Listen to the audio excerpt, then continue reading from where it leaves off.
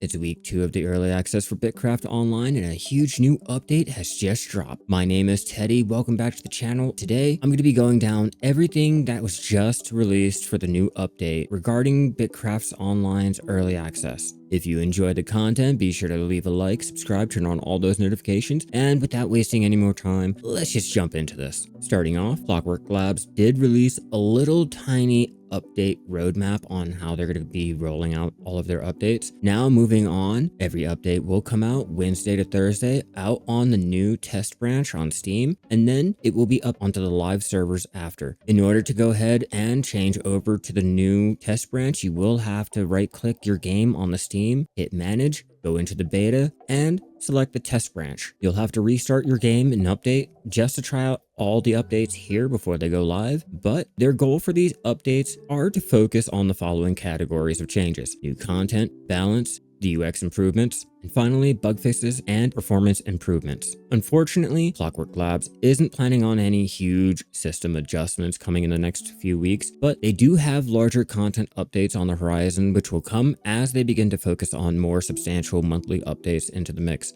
Some of these will include the player housing and some PvE dungeons for those wondering about the combat. As for the balancing, fortunately, because of all the server instabilities, they are temporarily reverting the claim maintenance cost change. This change was a reduction of more than 10 times the supply cost of claims. As they revert this, they are planning to make a balance tweak based on the feedback from the last week. They'll be retaining some of the level buffs for the smaller claims, max size of being T10, T1, and T2, but they will be remapping the cost of claims that grow in the size, so it will be a little bit harder to grow, but it will demand more community work. As always, they are welcoming feedback and will probably need further balancing just to make this perfect. Now, as for those claims that are taking advantage of the much cheaper banks to add multiple to their claim, unfortunately, this is an abusable bug that is going to be reverted. They will be refunding any settlement that has more than one bank back the cost of the RIP, and any items the players have in the bank will be sent to the item recovery. If you are one of these settlements that did take advantage of the bank, Clockwork Labs does recommend you be a little courteous and just save them the trouble of removing your bank and all of the items. As for the griefing claims on the feedback about the different little claims taking up places so that other claims cannot be made, Clockwork Labs policy is moderate, don't mediate. This means intervening and actioning cases where players are doing things against the rules or the community guidelines of the game, but not stepping in places where the tools in the game are designed to facilitate the sandbox player interactions.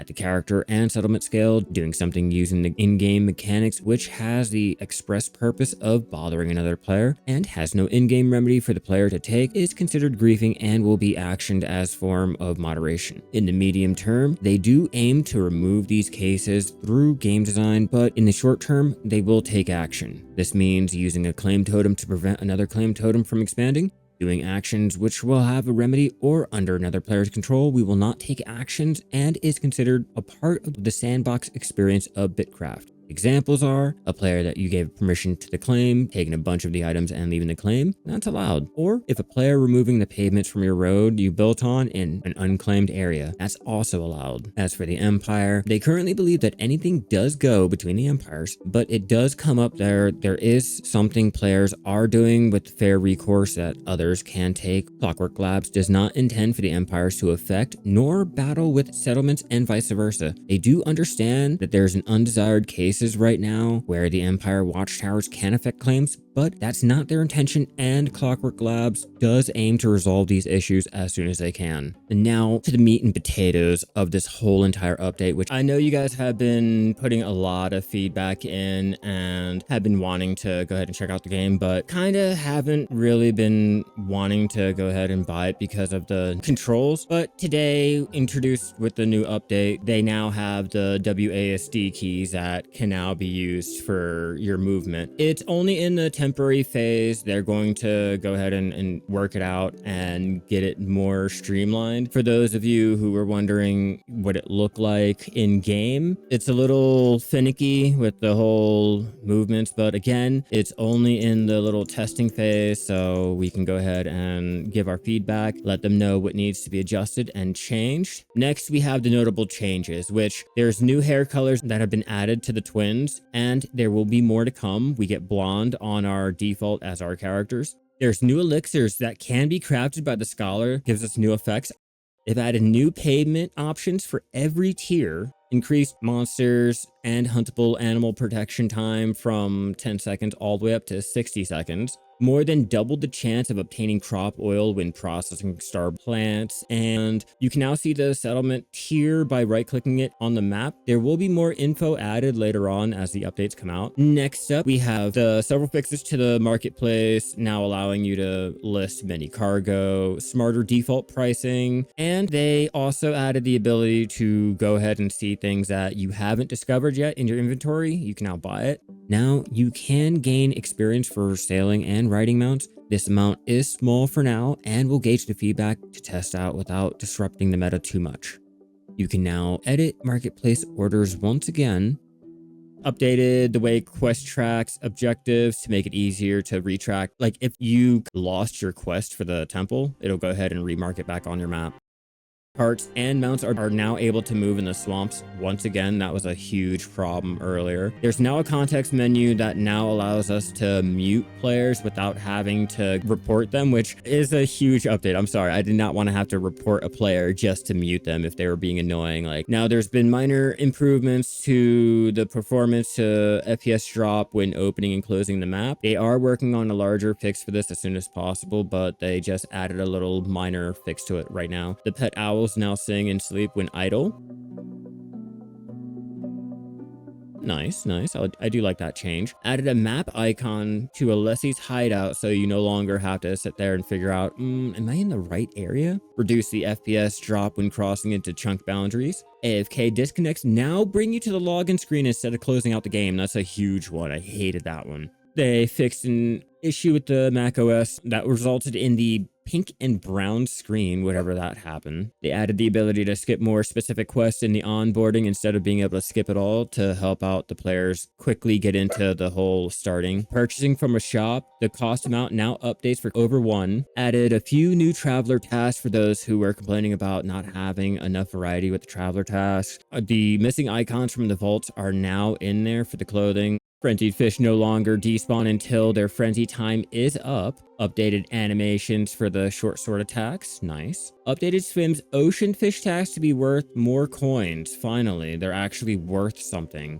For you settler builders, they did fix the issues with having some of the pavement flickering or some of the seams between them. They finally removed many of the items which were not obtainable from showing up in the marketplace UI. There's an update to the actions to a few more crafting recipes like gem fragments and pigment. T1 fiber bushes are now finally flattenable. They can now be paved and or built over without removing them. That's something that I was experiencing with my own settlement. Fixed packing bricks, giving tailoring experience instead of masonry. Fixed several typos in items or the task descriptions. Finally, we're getting a little cleanup on the UI. For those of you who were complaining about your hair clipping through many of the hats, there was a fix to many of those issues. As for those complaining about the terror toads not dropping any loot, there was a fix to that too. There were several performance improvements to some of the resource models in the game. They added a rate limiter and slow mode for the non-local chat to prevent spam. They will be balancing it out as they get feedback, so make sure to add any feedback you have on the Discord. Fixed a bug with getting notifications for trades which haven't actually completed. I know a lot of people have been complaining about the missing chat messages, so they finally fixed your chat messages being missing after teleporting to another region. The last little update is they made it holding down F will automatically climb when prompted without needing to keep repressing it for those that enjoy climbing around the mountains. And lastly, if you guys are trying to go and change all of your controls, this can be done by going into your settings, hitting key bindings, and going to the movement interactions. And there you guys have it, a massive update for week 2 of Bitcraft's early access. I know a lot of people have been putting in the feedback. I've been over there inserting my own feedback, and it's nice to see that with the movement control changes and a lot of the other changes that were made, they are listening to our feedback and there is more to come. Again, like I said, this is early on in the early access, and if you guys have any interest in the game, I recommend heading over to their Steam page, wishlisting it, and just keeping an eye out on it. I've been enjoying the game so far, and I can't wait to see any more updates that come out. But for now, I think I'm going to head back over to complete my settlement, and I'll catch you guys in the next update. Keep gathering and crafting out there, everyone.